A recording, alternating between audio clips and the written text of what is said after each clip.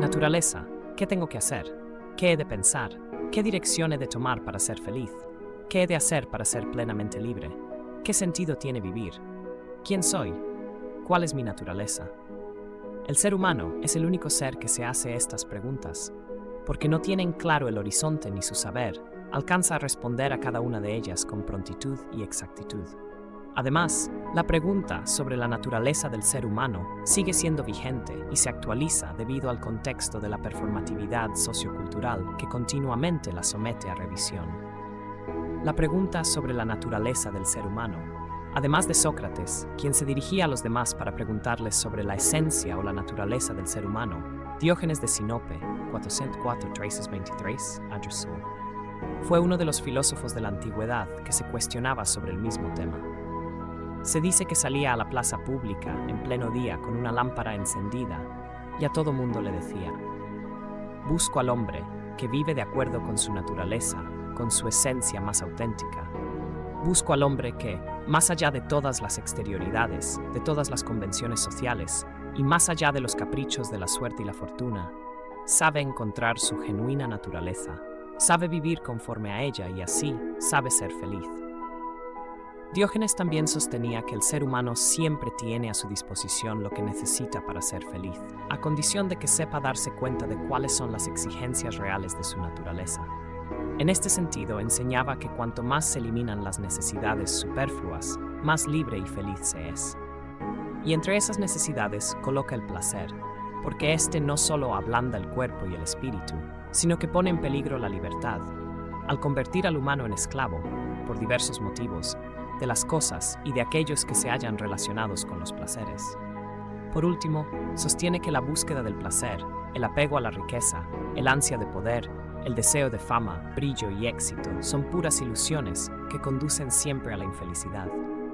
La sofística y la centralidad del humano. En esa misma línea de la pregunta sobre la naturaleza del humano, la sofística, desarrollada en el siglo V a.C., fue la encargada de encauzar la reflexión hacia este, pues previamente el esfuerzo filosófico se enfocaba en los problemas cosmológicos. Gracias a los sofistas, Protágoras, Gorgias, Pródico, entre otros, el ser humano se convirtió en el tema central, sobre todo en lo que respecta a su naturaleza y el papel de su vida en tanto miembro de una sociedad. De ahí que sus discusiones dominantes se orientaran hacia la naturaleza humana, el comportamiento, ética, la política, la retórica, el arte, la lengua, la religión y la educación, es decir, todos los ámbitos en los que se desenvuelve la persona. Estos pensadores son los principales divulgadores de la idea de la virtud arete. No dependía de la nobleza de la sangre y el nacimiento, sino del saber, de la búsqueda de la sabiduría. También manifestaron un espíritu libre frente a las normas y tradiciones, a la vez que mostraron una confianza ilimitada en la razón. Con ellos se inaugura el humanismo en la filosofía antigua. La naturaleza del ser. La naturaleza o esencia de algo es lo que lo hace ser y, a su vez, lo determina en sus modos de actuar. Es la manera de ser de cada cosa, la cual la determina alcanzar su fin progresivamente desde y a partir de su naturaleza. Cuando se habla de naturaleza humana, significa que, en ella, hay un constitutivo esencial que la ha determinado en su modo de ser y de actuar. Ese constitutivo es por lo que el ser humano es humano y no otra cosa. Por lo tanto, se atiene por necesidad a su esencia, a su naturaleza, physis, y por tanto, a una acción, operación y desarrollo estrictamente humano.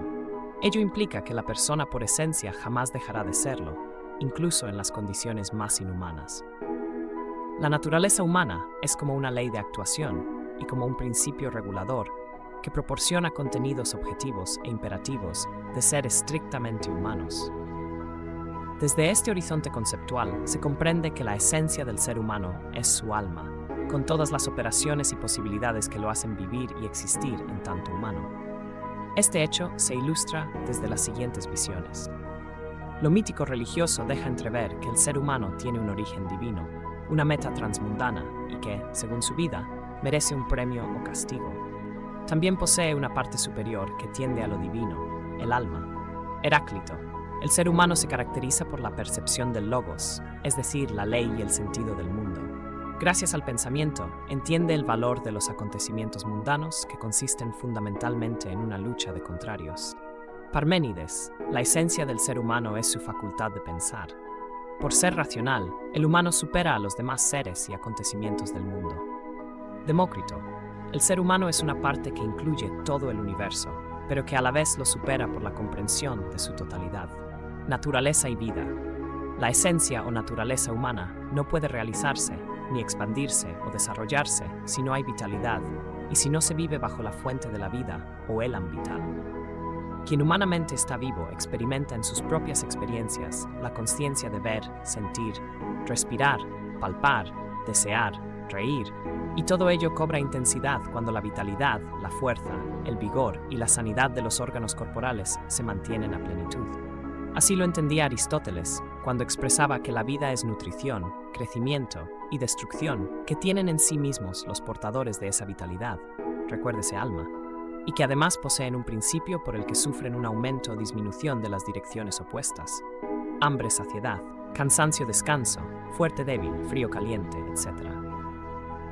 Por su parte, Amengual, 2016, sostiene que tanto en su aspecto biológico como en su interioridad intrínseca alma, la vida se nos presenta como un devenir continuo y un despliegue de adentro hacia afuera inagotablemente multiforme, en oposición a la rigidez y uniformidad de los cuerpos inertes. Además, la vida se caracteriza por las siguientes posibilidades. El poder de crecer y desarrollarse al tomar la materia del entorno, asimilarla y reorganizarla según las estructuras de la sustancia orgánica, metabolismo, y mostrar en la elección de los materiales una habilidad y una sagacidad excepcionales. El poder de responder a los estímulos externos. De este modo, el organismo ordena las relaciones con el entorno. Estas características ponen de relieve que la vida es una especie o modo de movimiento desde dentro por sí mismo, ab intrínseco. Se define al ser vivo a partir de las siguientes características. Desequilibrio termodinámico. Esta característica enfatiza el milagro de la vida dentro del cosmos, pues mientras éste tiende a la entropía, desgaste natural, la vida se mantiene en orden sin ceder a la corriente de desgaste general de las cosas, puesto que en ella se incrementa la organización, la temperatura, de tal manera que es mayor que la del ambiente y se reduce la entropía. Metabolismo. Para reducir la entropía se requiere energía, que no puede darse por sí misma, sino que se ha de recoger de afuera, de ahí el metabolismo. Reproducción. Con ella surge la vida y las formas para mantenerla y seguir reproduciéndola. Se heredan las fórmulas de supervivencia y autorreplicación.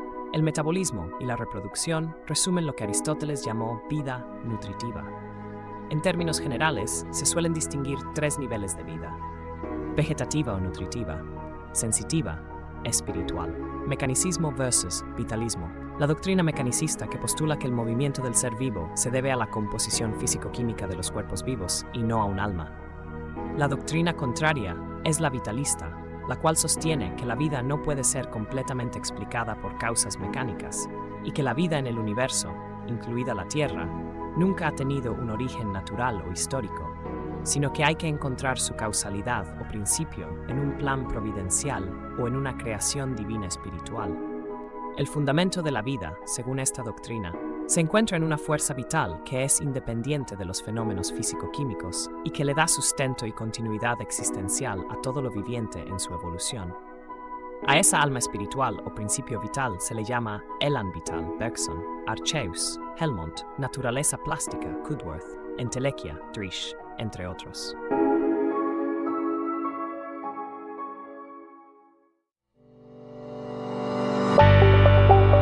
Elan vital.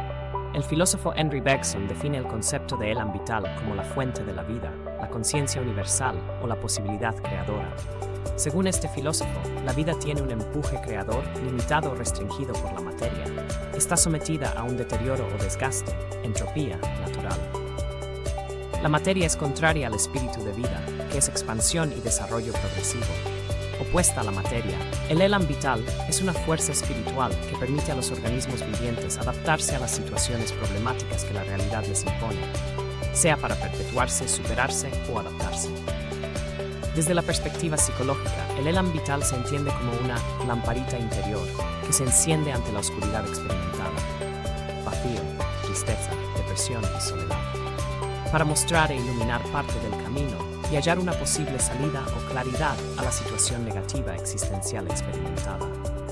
Científicos y filósofos argumentan que las explicaciones basadas en este concepto carecen de evidencia observacional y verificación experimental, lo que debilita su validez como teoría científica. El reduccionismo materialista argumenta que la introducción de una fuerza vital innata parece innecesaria y que los procesos biológicos y evolutivos pueden explicarse mediante principios físicos y químicos sin recurrir a una entidad separada. Ambigüedad y falta de claridad. La falta de una definición precisa y clara puede hacer que la teoría sea menos convincente y más difícil de evaluar. Problemas filosóficos. Argumentan que la noción misma de una fuerza vital inexplicable puede conducir a paradojas y dificultades filosóficas. Reduccionismo científico. Sostienen que la complejidad de la vida y la conciencia pueden ser entendidas de manera más completa mediante un análisis detallado de procesos biológicos y neurocientíficos, sin necesidad de invocar una fuerza vital. Como información extra, algunos autores que han aplicado la teoría del elan vital o han sido influenciados por las ideas de Henry Bergson son José Ortega y Gasset. Aplicó conceptos como el elan vital en su obra filosófica, especialmente en su libro La rebelión de las masas. Julián Marías, dedicado al estudio del pensamiento del francés, sobre el cual ha explorado ideas relacionadas con la vitalidad y la experiencia humana en sus obras. María Zambrano, especialmente en lo que respecta a la vitalidad de la experiencia humana y la naturaleza del tiempo. Humanidad, vida y humanidad. Según Nicolás Bagnano, 1986, el reconocimiento que hace el vitalismo de la totalidad del ser humano como ser viviente, animado, encarnado y llamado a transfigurar su vida de acuerdo con su esencia, con su naturaleza, da la pauta para colocar en el horizonte de reflexión el concepto de humanidad. Este concepto tiene varias acepciones y se puede entender como el conjunto de todos los seres humanos que tienen una existencia común en cuanto que se circunscriben en una especie, Homo sapiens. Es decir, el género humano en el sentido de especie en cuanto a entidad puramente biológica, como el modo humanitario, ético y moral de comportarse, sea para bien o para mal. Engloba la humanidad en su conjunto, sea pasada, futura o presente, que, con su acción libre y espontánea, perfecciona y mejora el orden universal. Según el filósofo Augusto Comte, la humanidad, en cuanto ideal o espíritu, es un gran ser, una entidad espiritual que dirige y conduce la historia del ser humano hacia su perfección. Como naturaleza racional del ser humano, en cuanto dotada de dignidad y valor como fin en sí mismo, este concepto se relaciona con el imperativo categórico kantiano, obra de tal modo que trates a la humanidad, tanto en tu persona como en la persona de cualquier otro, siempre al mismo tiempo como fin y nunca simplemente como medio. Humanidad y humanismo. La filosofía ha suministrado conocimientos de toda índole, desde imágenes peculiares del ser humano hasta concepciones del mundo y de lo trascendente. Esas distintas concepciones se han ido plasmando en el modo de hacer política, la forma de organizar a la sociedad, el derecho, la economía, la estética, la religión, etc. Y todo ello se circunscribe en el concepto de humanismo, que no es más que una visión y una actitud que pone al ser humano como centro, como medida de todas las cosas, como un fin en sentido kantiano, nunca como medio, y ofrece además una visión del mundo a partir de la persona y el conjunto de valores que le dan prioridad, y con ella a la libertad, la dignidad y la igualdad constitutiva entre los seres humanos.